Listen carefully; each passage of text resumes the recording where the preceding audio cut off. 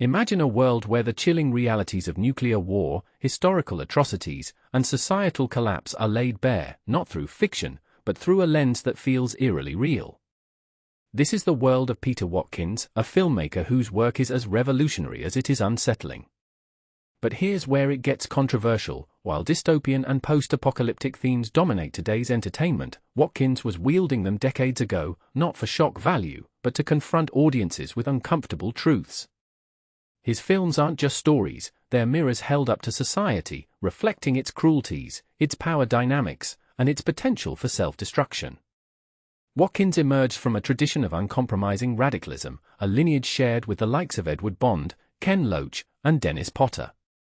His work is a relentless interrogation of authority and the catastrophic consequences of its misuse. Take The War Game, 1965, a 47-minute anti-nuclear drama so harrowing that the BBC banned it upon commissioning. And this is the part most people miss: it's not just a film about nuclear war, it's a visceral experience of fear, chaos, and the grotesque inadequacy of systems designed to protect us. When I first watched it as a teenager, it felt like a rite of passage into a disillusioned adulthood. Compare The War Game to Kubrick's Dr. Strangelove or Lumit's Fail-Safe, both released in 1964. While those films focus on the people in power, Watkins trains his camera on the ordinary, the anxious British citizens, the overwhelmed GPS, the low-level bureaucrats, as they face the unthinkable. His use of a mockumentary style, typically reserved for satire or comedy, is here deadly serious.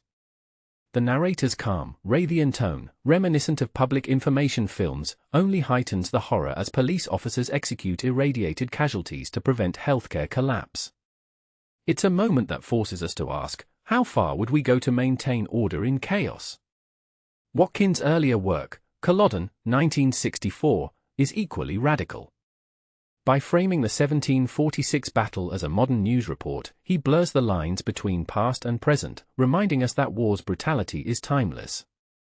The aftermath of the battle, with its depictions of what we'd now call war crimes, echoes the violence in The War Game. Is history repeating itself, or are we doomed to ignore its lessons? Then there's Punishment Park, 1971, a lesser-known but arguably masterful work.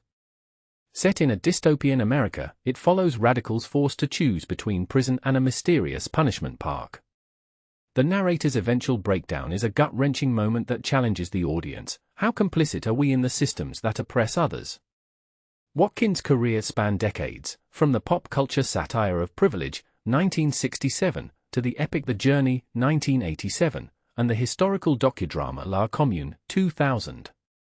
Yet, his core mission remained unchanged: to provoke, to unsettle, and to demand accountability. Is his vision too bleak, or is it the wake-up call we need? Watkins' films aren't just artifacts of their time, they're warnings for ours. As geopolitical tensions simmer and the threat of catastrophe looms, his work feels more relevant than ever. Do we have the courage to confront the truths he exposes, or will we continue to look away? Let's discuss, because in Watkins' world, the stakes couldn't be higher.